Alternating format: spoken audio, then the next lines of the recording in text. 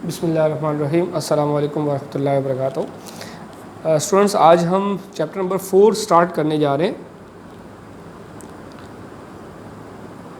हम प्रोकस की book follow कर रहे हैं जिसका नाम है फ्रीक्वेंसी एनालिसिस। ठीक है, चैप्टर नंबर 4 में हम फ्रीक्वेंसी एनालिसिस करेंगे और फ्रीक्वेंसी एनालिसिस में हमारा ऑब्जेक्टिव ये होगा कि अगर कोई सिग्नल जो है वो टाइम डोमेन में है, फॉर एग्जांपल एक सिग्नल है x of n, time domain में है ये, ठीक है, और इसको अगर हम ले जाएं फ्रीक्वेंसी डोमेन में जैसे x ऑफ ओमेगा, ठीक, तो टाइम डोमेन से जब हम सिग्नल को फ्रीक्वेंसी डोमेन में ले जाते हैं तो फ्रीक्वेंसी डोमेन में जो सिग्नल की इंफॉर्मेशन होती है हमारे पास वो समटाइम्स ज़्यादा आ जाती है और किसी भी सिग्नल को चेंज करना, उस पर कोई ऑपरेशन अप्लाई करना, ठीक है, उसकी एनालिसिस हमारे लिए कंपैरेटिवली आसान हो जाती है।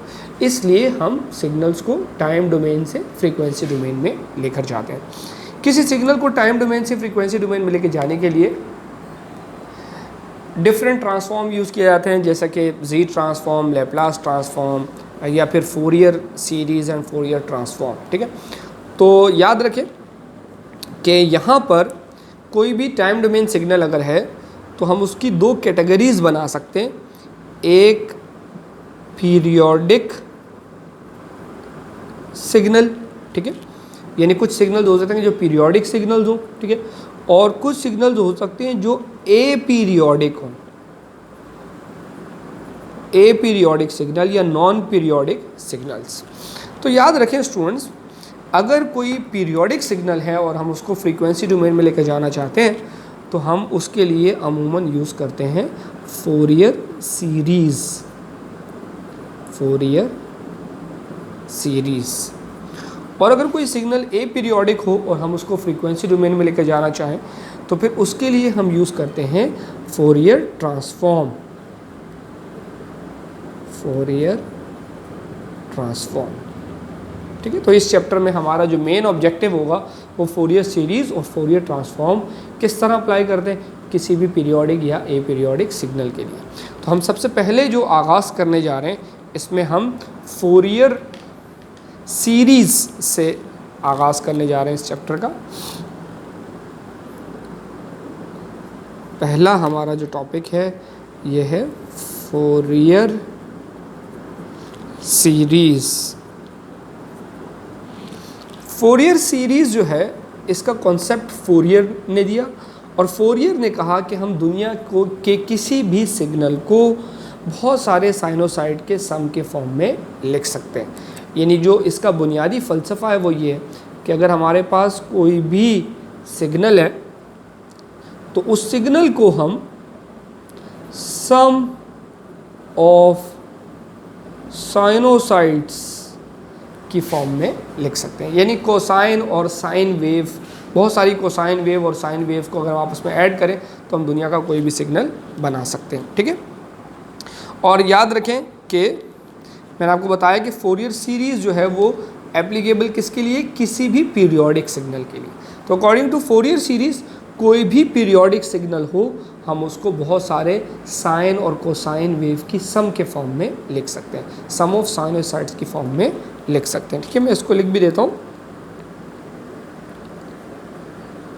According to Fourier any signal can be represented as a sum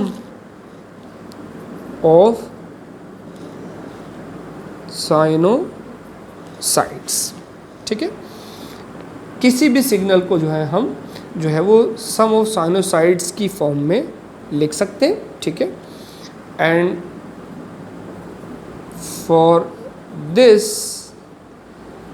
we can use Fourier series. ठीक है, तो अगर हम किसी भी सिग्नल को बहुत सारे साइनोसाइड्स की फॉर्म में लिखना चाहें तो हम उसको उसके लिए यूज़ कर सकते हैं फोरियर सीरीज़। शर्त क्या है कि वो सिग्नल कौन सा हो, पीरियोडिक सिग्नल। अब अगर आपके जहन में ये सवाल आ रहा है कि किसी भी सिग्नल को अगर हम साइनोसाइड की शक्ल में लिखेंगे, कॉज और साइन की सम के फॉर्म में लिखेंगे तो फ़ायदा क्या होगा। तो याद रखें स्टूडेंट्स, किसी भी सिग्नल को अगर हम कॉज और साइन की फॉर्म में लिख सकें तो फिर उस सिग्नल को डील करना आसान हो जाता है, उस पर बहुत सारे मैथमेटिकल ऑपरेशंस अप्लाई करना आसान हो जाते हैं, बहुत सारे फिल्टर्स अप्लाई करना आसान हो जाते हैं उस सिग्नल पर। इसलिए हम सिग्नल को सम ऑफ साइनोसाइड्स की फॉर्म में कन्वर्ट करते हैं। ठीक है, फोरियर सीरीज़ के लिए दो बुनियादी इक्वेशंस हैं जो हम यूज़ करेंगे। इसमें पहली इक्वेशन है ck is equals to 1/n sum n is equals to 0 up to n minus 1 x of n e to the power minus j 2 pi k n divided by n। याद रखें इस equation को हम analysis equation कहते हैं। इस equation को हम एनालिसिस इक्वेशन कहते हैं। This is known as analysis equation. ठीक, और समटाइम्स स्टूडेंट कंफ्यूज रहते हैं कि इस इक्वेशन को यूज़ कब करना है। तो मैं इसकी एक शॉर्ट ट्रिक बता देता हूँ कि अगर आपको कभी भी x ऑफ n गिवन है, एक टाइम डोमेन सिग्नल गिवन है और वो इस फॉर्म में है, फॉर एग्ज़ाम्पल आपको कुछ न्यूमेरिक वैल्यूज़ की फॉर्म में x ऑफ n गिवन है, ठीक है, इस तरह वैल्यूज़ की फॉर्म में, या वो यूँ कर सकता है कि वो x ऑफ n को यूनिट स्टेप की फॉर्म में आपको दे दे, जैसे इस तरह भी दे सकता है। तो अगर x of n numeric values की फॉर्म में हो या ये स्टेप फंक्शन की शक्ल में हो तो फिर आपने ये इक्वेशन यानी कि एनालिसिस इक्वेशन यूज़ करनी है। इस इक्वेशन में ये जो ck है इन्हें हम कहते हैं Fourier coefficients, where ck are known as Fourier coefficients. ठीक है, फोरियर कोफिशिएंट्स। और अगर आप गौर कर सकें तो e जो है ये एक्सपोनेंट है, इसकी पावर j थीटा, ये तो साइन और कोसाइन के सम को कहते हैं आमतौर पर। ठीक है, और ये हमारे पास कोई भी न्यूमेरिक वैल्यू होगी, ये सम है, तो ये बहुत सारे साइन और कोसाइंस का सम है, ये पूरा जो एक्सप्रेशन हमें नज़र आ रहा है। ठीक है, इसके अलावा फोरियर सीरीज़ के लिए हम एक और इक्वेशन यूज़ करेंगे,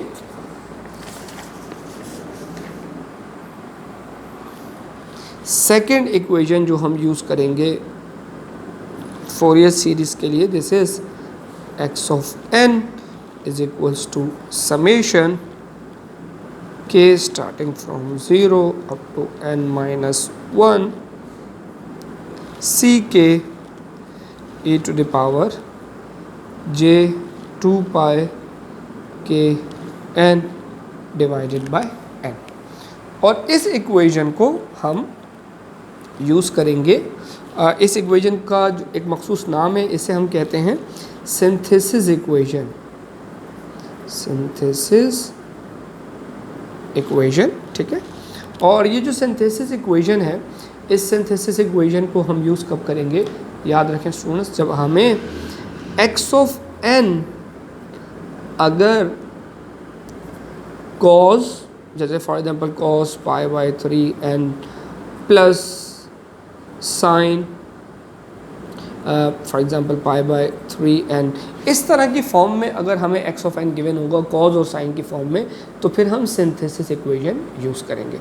अगर किसी के जहन में ये आ रहा हो कि ये तो पहले ही कॉज और साइन है, तो बिल्कुल है, ये सिग्नल जो है ये कंपोजिट सिग्नल कहलाता है, ऐसा सिग्नल जो कॉज और साइन के सम की फॉर्म में हो, लेकिन हम इसको कई छोटे छोटे टुकड़ों में ब्रेक कर सकते हैं for the sake of simplicity.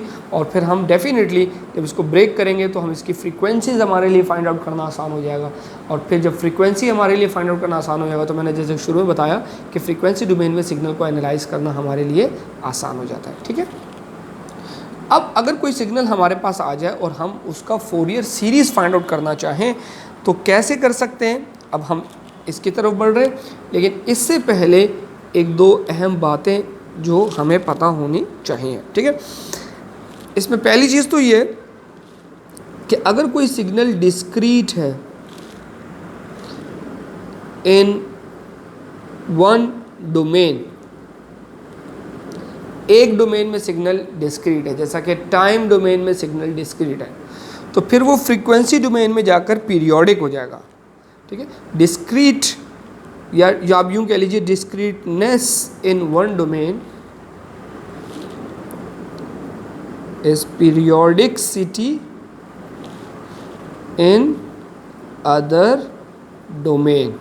ठीक है, तो क्योंकि हम जो सिग्नल देख रहे होंगे वो डिस्क्रीट होंगे, तो जब वो जाएंगे उनको हम लेकर जाएंगे फ्रीक्वेंसी डोमेन में बाय यूजिंग फोरियर सीरीज़, तो फिर हमारे पास जो सिग्नल था जो कि डिस्क्रीट था, अब वो वहाँ जाकर पीरियोडिक हो जाएगा। पीरियोडिक का मतलब क्या होता है कि सिग्नल की जो वैल्यूज़ होती हैं वो ख़ास टाइम के बाद रिपीट हो रही होती है।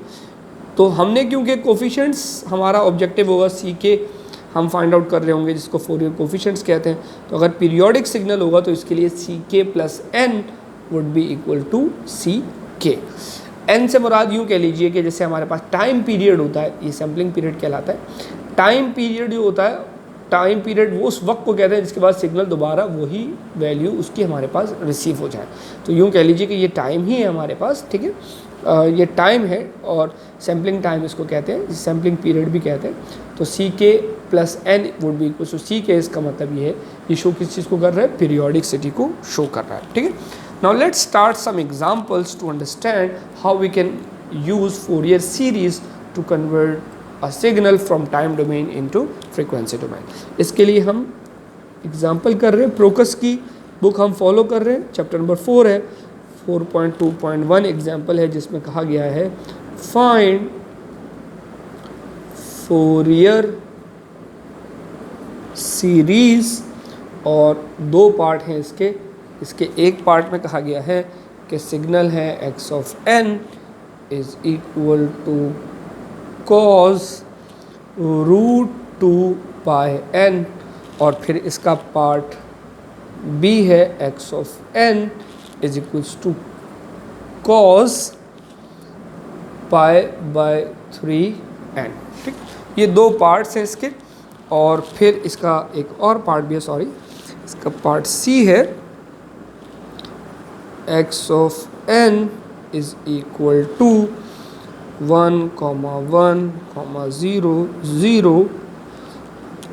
ठीक है, और कहा गया है कि x of n is periodic with n is equal to 4। ठीक है, तो ये तीन पार्ट्स हैं इसके, और हमें इन तीनों पार्ट्स के लिए फोरियर सीरीज़ अप्लाई करना है। तो हम वन बाय वन इन तीनों को ट्राई करने जा रहे हैं। So let's start for this first part. Part A हमारा है which is x of n is equals to cos root 2 pi n। तो देखिए, क्योंकि हमने पढ़ा कि फोरियर सीरीज सिर्फ पीरियोडिक सिग्नल के लिए अप्लाई हो सकता है, तो सबसे पहले हम सिग्नल की पीरियोडिसिटी निकालने की कोशिश करेंगे। यहाँ हमें पीरियोडिसिटी नहीं बताई गई। ठीक है, सो इसलिए हम इसकी सबसे पहले पीरियोडिसिटी कैलकुलेट करेंगे, देखेंगे क्या ये पीरियोडिक है या ये पीरियोडिक नहीं है। पीरियोडिसिटी देखने के लिए याद रखें कि हम अपने जो भी सिग्नल होगा हमारा कॉज की फॉर्म में या साइन की फॉर्म में, उसको हम जनरल फॉर्म से कंपेयर करेंगे। जैसे कॉज है तो इसकी जनरल फॉर्म होती है cos omega N.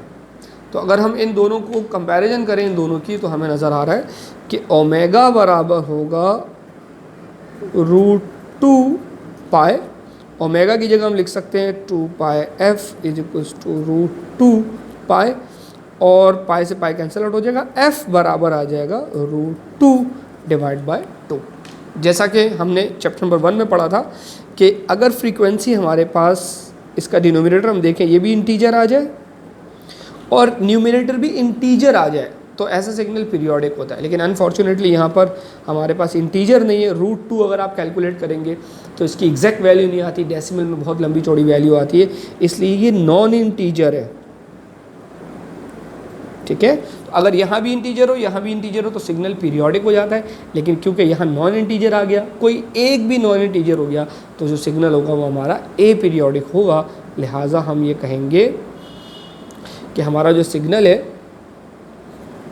Given signal is a periodic, hence Fourier series cannot be obtained. ठीक है, तो इसलिए हम फोरियर सीरीज जो है इसकी ऑब्टेन नहीं कर सकते। अब हमारे पास सेकंड पार्ट था जिसमें x ऑफ n था cos पाई बाय 3n। ठीक है, तो डेफिनेटली सबसे पहला काम हम इसके लिए भी पीरियोडिसिटी कैलकुलेट करेंगे, और अगर हम पीरियोडिसिटी कैलकुलेट करेंगे तो इसको जेनेरिक फॉर्म से कंपेयर करेंगे cos ओमेगा n, और अगर हम इसको जेनेरिक फॉर्म से कंपेयर करें तो ओमेगा जो है वो बराबर आ रहा है पाई बाय 3, ये हो जाएगा 2 pi f is equals to pi by 3, pi से पाई गया, f बराबर हो जाएगा 1/6। आप देख सकते हैं कि हमारे पास ये भी इंटीजर है, ठीक है, और ये भी इंटीजर है। तो अगर f जो है फ्रीक्वेंसी जो है हमारे पास वो इंटीजर अपॉन इंटीजर आ जाए तो हमारा जो गिवन सिग्नल है वो पीरियोडिक है। इसका मतलब है जो गिवन सिग्नल है वो क्या है, पीरियोडिक है। और अगर ये पीरियोडिक है इसका मतलब है कि हम इस सिग्नल पर फोरियर सीरीज़ अप्लाई कर सकते हैं। अब फोरियर सीरीज़ कैसे अप्लाई करेंगे हम ये देखने जा रहे हैं, लेकिन याद रखें कि मैंने कहा था कि अगर हमारे पास x ऑफ n जो है वो कॉज और साइन की फॉर्म में हो तो हम ये वाली इक्वेशन जो है अप्लाई करने की कोशिश करते हैं। किस तरह करते हैं, हम कोशिश करेंगे कि ये जो कॉज या साइन है इसको e की फॉर्म में कन्वर्ट कर दें। इसके लिए हम यूज़ करेंगे Euler's identity. So let's use Euler's identity. Euler's identity के मुताबिक हमने पिछले लेक्चर्स में पढ़ा है e की power j theta plus e की power minus j theta divided by 2 is equals to cos theta. ठीक है, is equals to cos theta. अब हमारा जो गिवन सिग्नल है वो है कॉस पाई बाई 3n। तो आप देखिए अगर हमारे पास आ रहा है कॉस पाई बाय 3n तो फिर इसका मतलब इसको अगर इस फॉर्म में कन्वर्ट करेंगे तो ये हो जाएगा j pi by 3n plus e की power minus j pi by 3n divided by 2। So therefore x of n can be written as cos pi by 3n था, उसको मैं ऐसे लिख सकते हैं e की power j pi by 3n plus e की power minus j pi by 3n divided by 2। इस 2 को हम सेपरेट कर सकते हैं दोनों के साथ, तो एक तो हम इस 2 को सेपरेट लिख देते हैं 1/2 e की power j pi by 3n plus 1/2 e की power minus j pi by 3n। अब यहाँ जो स्टेप है वो बड़ा इंपॉर्टेंट है, आपने इसको स्टैंडर्ड फॉर्म में कन्वर्ट करना है। स्टैंडर्ड फॉर्म क्या है, स्टैंडर्ड फॉर्म में सिंथेसिस इक्वेशन से देखनी है। आप देखिए स्टैंडर्ड फॉर्म क्या है। स्टैंडर्ड फॉर्म ये है कि e की पावर पॉजिटिव हो, ठीक है, उस j के साथ 2 पाई लिखा हो, फिर k हो, फिर n, और नीचे कैपिटल n हो। ठीक है जी, कैपिटल N होना चाहिए नीचे। तो याद रखें कैपिटल N कहाँ से पता चलेगा, ये जो हमने F कैलकुलेट किया था इसमें ये जो 6 है ये कैपिटल N को शो कर रहा है। लिहाजा अगर हमें पीरियोडिसिटी पहले से पता ना हो और हमने खुद चेक की हो तो जो डिनोमिनेटर में वैल्यू आ रही होती है ये कैपिटल N होता है। इसके लिए आप मेरे पहले चैप्टर के लेक्चर्स देख सकते हैं। तो N जो है उसकी वैल्यू कितनी है, 6 है। सो हमें करना क्या होगा, हमें अपनी इक्वेशन को इस शक्ल में कन्वर्ट करना है। 2 पाई लिखना है, नीचे कैपिटल N लिखना है, और N कितना है हमारे पास 6 है, लिहाजा नीचे क्या आना चाहिए, 6 आना चाहिए। ठीक है, तो हम इसको स्टैंडर्ड फॉर्म में कन्वर्ट कर रहे हैं। एंड स्टैंडर्ड फॉर्म में कन्वर्ट करने के लिए आपको नज़र आ रहा होगा कि हमें यहाँ पर 6 लेकर आना है, ऊपर 2 पाई लेकर आना है। तो देखिए इसको हम ऐसे कर सकते हैं 1/2। अगर मैं 2 से मल्टीप्लाई और डिवाइड कर दूँ तो ये हो जाएगा 2 पाई डिवाइडेड बाय 6। यहाँ मैं लिख रहा हूँ 1n, ये स्टैंडर्ड फॉर्म आ गई, प्लस 1/2। यहाँ ऊपर 2 पाई लाना है, नीचे 6 लाना है। j पॉजिटिव होना चाहिए, तो देखें 2 पाई 2 पर मल्टीप्लाई किया, 2 नीचे किया, ये हो गया 6, और यहाँ लिख दिया -1n। ठीक है, this is x of n। अब अगर हम इसको अपनी सिंथेसिस इक्वेशन से कंपेयर करें जो कि सम सी के ई की पावर जे 2 पाई के N divide by N.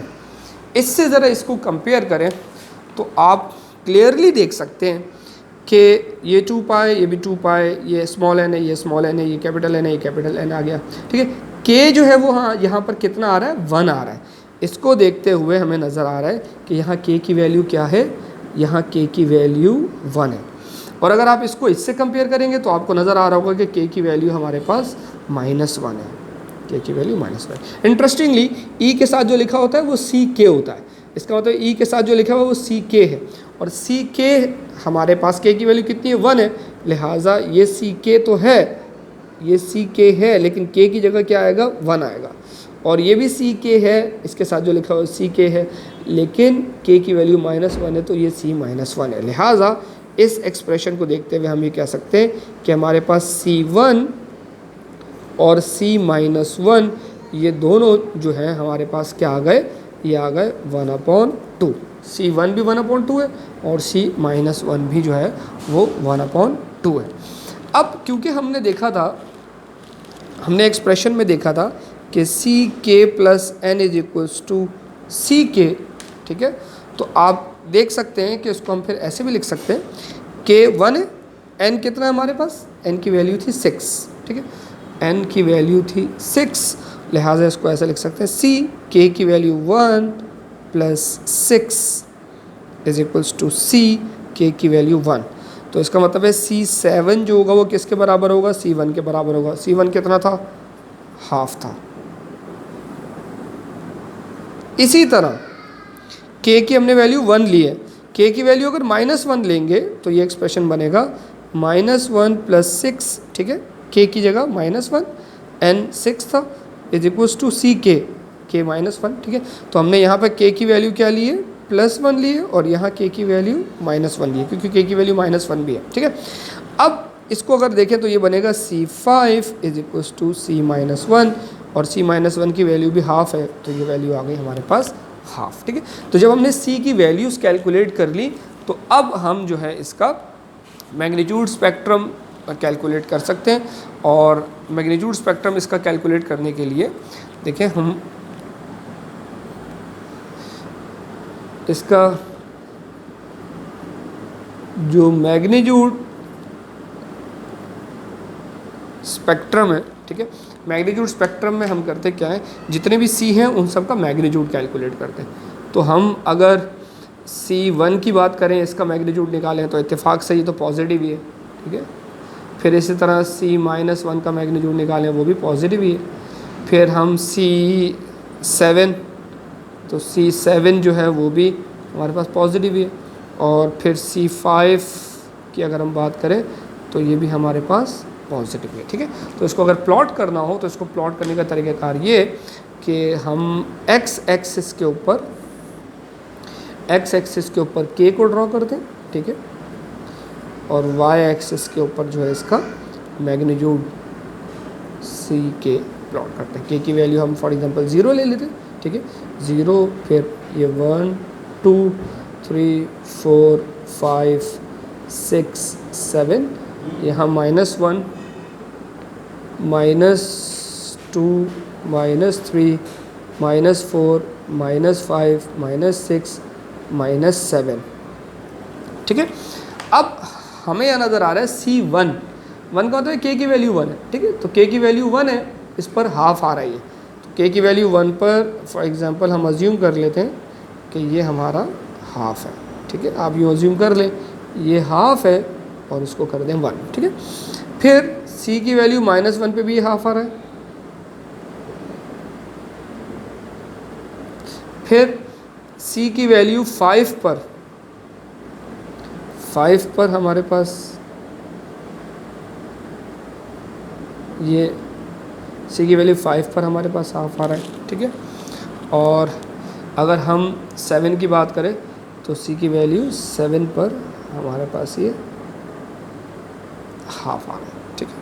I hope ये आपको क्लियर हो गया होगा और इसमें कोई कन्फ्यूजन नहीं होगी। तो इस तरह हम इसका जो मैग्नीट्यूड स्पेक्ट्रम है वो प्लॉट कर सकते हैं। फेज़ अगर इसका कैलकुलेट करना चाहें तो फेज़ जो होता है उसमें tan इनवर्स आ रहा होता है और imaginary component upon real component होता है। तो फेज़ इसका प्लॉट नहीं हो सकता क्योंकि इसमें इमेजनरी नहीं है। तो अगर इसके मैं फेज़ स्पेक्ट्रम की बात करूं तो याद रखें कि फेज़ को हम इस तरह लिखते हैं, ठीक है। और अगर फॉर एग्जांपल मैं इसका फेज़ निकालूंगा C1 का तो ये होता है tan इनवर्स इमेजिनरी कंपोनेंट। अब C1 जो है ना उसमें हमारे पास सिर्फ रियल कंपोनेंट, इमेजिनरी नहीं है, तो इमेजिनरी 0 हो जाएगा। 0 अपॉन रियल कितना है हमारे पास जी, हाफ है, तो ये हो जाएगा tan इनवर्स ऑफ 0, और tan इनवर्स ऑफ 0 जो होता है वो 0 होता है।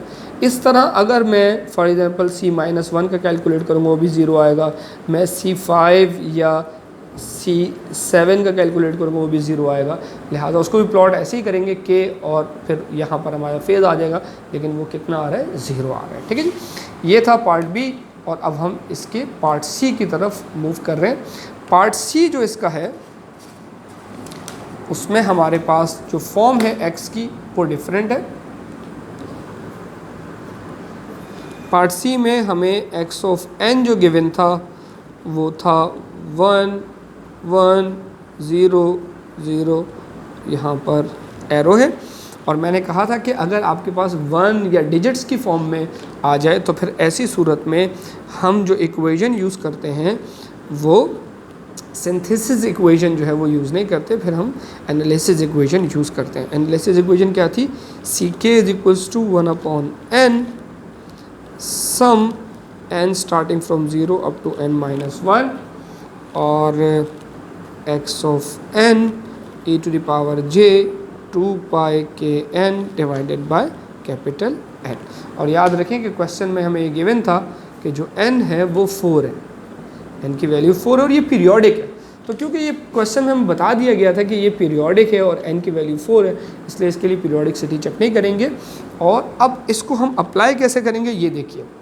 सबसे पहले तो अगर मैं ये फॉर्मूला लिखूं तो Ck is equal to 1/n, n की जगह हम लिखेंगे 4 summation n starting from 0 up to capital N 4 है, तो 4 में से 1 निकालेंगे तो यहाँ आ जाएगा 3, ठीक है। x ऑफ n e की power j 2 pi k n divided bye 4, तो डेफिनेटली ये कट जाएगा, 2 1 2 2 2 4। अब ये आ गई हमारे पास वैल्यू। अब हमें करना ये होता है कि हम k की पहली वैल्यू लेंगे 0, इसमें 0 रखेंगे और ये फिर इस पूरे को सॉल्व करेंगे। तो अगर हम k की वैल्यू 0 रखेंगे तो ये हो जाएगा C0 इज इक्वल टू 1/4, ठीक है। और ये सम है, x की पहली वैल्यू हमारे पास है 1,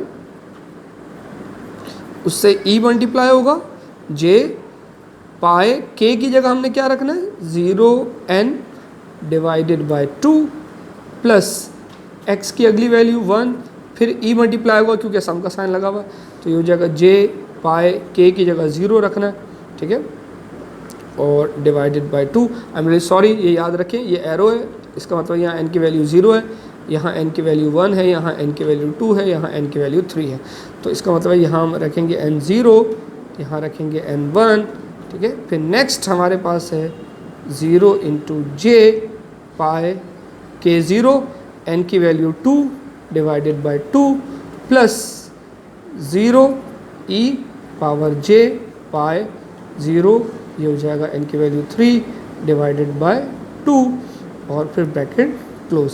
तो हमने क्या किया, k की वैल्यू हर जगह 0 रखी है, n पहले 1 फिर पहले 0 फिर 1 फिर 2 फिर 3, सही है। तो इसको अगर हम सॉल्व करते हैं तो ये आएगा 1/4, किसी भी चीज़ की पावर 0 तो वो 1 हो जाता है, तो ये 1 हो जाएगा, प्लस किसी भी चीज़ की पावर 0 तो वो 1 हो जाएगा, लिहाजा ये 1 हो जाएगा, और ये 0 है तो ये दोनों ख़त्म हो जाएंगे, तो ये 0 प्लस 0 आ जाएंगे। सो हमारे पास ये हो जाएगा 2 divide by 4 that is 1/2। So C0 की वैल्यू आ गई हमारे पास 1/2, ठीक है। इसी तरह k की वैल्यू अगली हमें लेनी है 1, हम दोबारा यही इक्वेशन लिखेंगे, लेकिन अब k की जगह 1 है तो ये हो जाएगा C1 इज इक्वल्स टू 1/4 देखिए यही लिखेंगे 1 की पावर j पाए k की जगह 1, n की जगह 0 डिवाइड बाय कैपिटल N हमारे पास जो था उसको कैंसिल हो गया था, 2 आ गया था, प्लस फिर 1 पाए k की जगह 1, n की जगह भी 1 डिवाइडेड बाय 2, प्लस ये दोनों 0 ही हो जाएंगे तो इसलिए मैं इसको इसी तरह लिख रहा हूँ। ठीक है, तो ये हो जाएगा 1/4 और किसी भी चीज़ की पावर 0 तो 1 हो जाता है, प्लस ये आ जाएगा हमारे पास e और इसकी पावर जो होगी ये होगी j पाई 2। ठीक है, अब e की पावर j पाई 2 इसको हम अगर यूलर्स आइडेंटिटी की फॉर्म में तोड़ें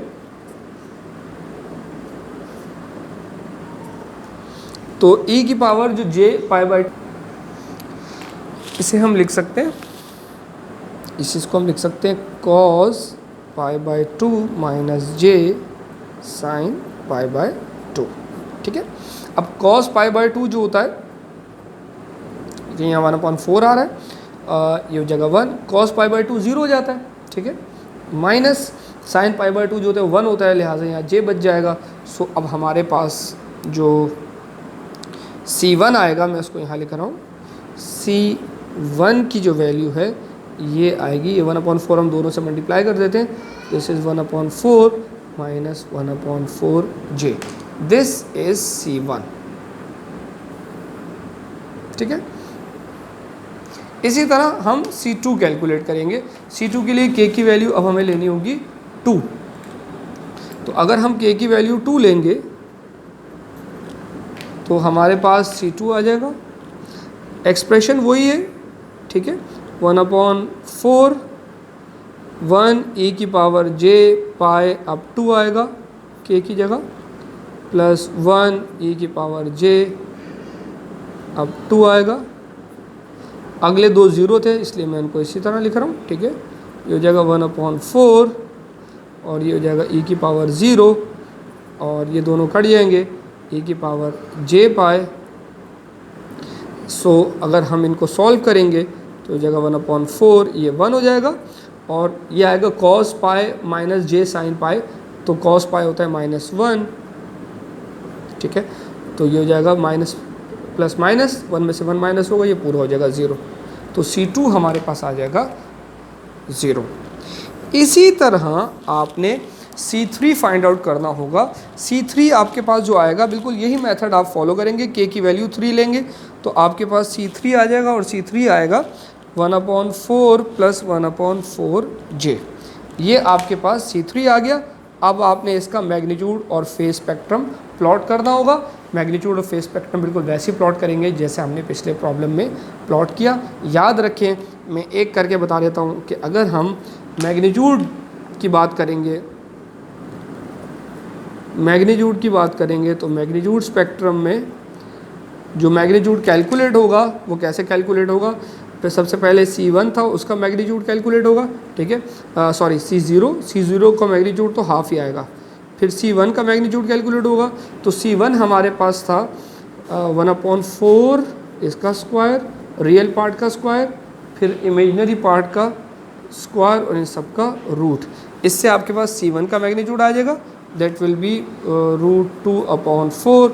फिर C2 का मैग्नीट्यूड आ जाएगा और ये आएगा 0 क्योंकि C2 0 था, और C3 का जो मैग्नीट्यूड होगा ये भी आएगा √2/4।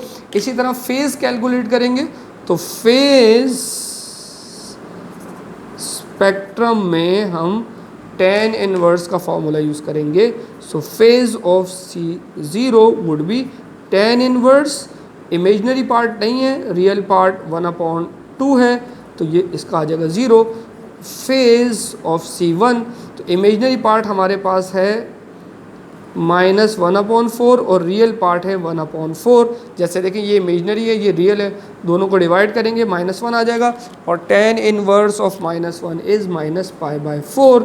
इसी तरह C2 का 0 आएगा और C3 का भी आएगा π/4।